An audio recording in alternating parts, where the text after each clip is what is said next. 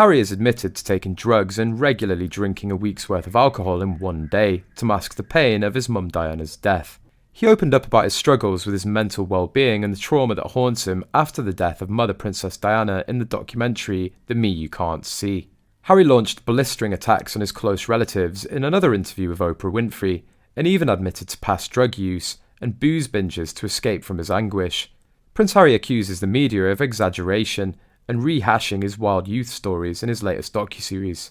The Duke confessed not everything in the news was false, as he talked about his former alleged addictions like drugs, booze and women, which had gone all over the newspapers and was shown in a Panorama documentary.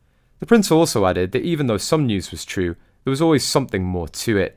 Usually most of them were typical exaggeration and rehashing by the press.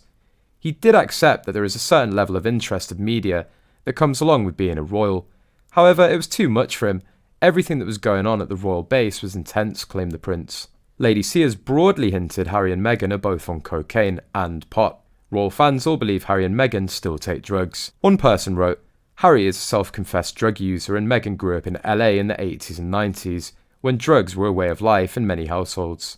It's well known that many celebrities dish out recreational drugs at parties as liberally as champagne, and guests at a wedding to Trevor were gifted a room delivery of cannabis, illegal contraband in the Caribbean.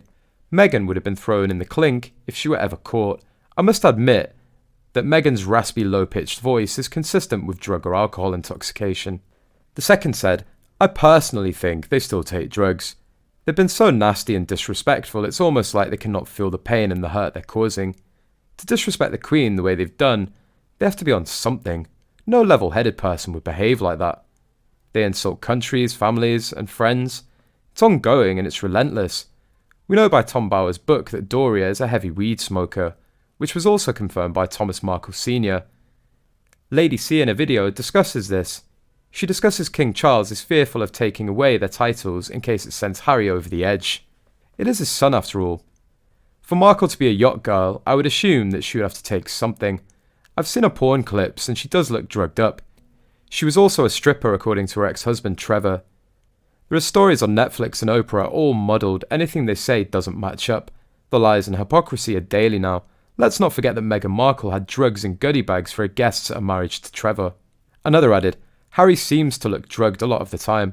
When he gave the speech that was supposed to be about Mandela, he sounded utterly wasted. The address was cleaned up after the event, but those of us that heard it before it was fixed listened to an incomprehensible speech.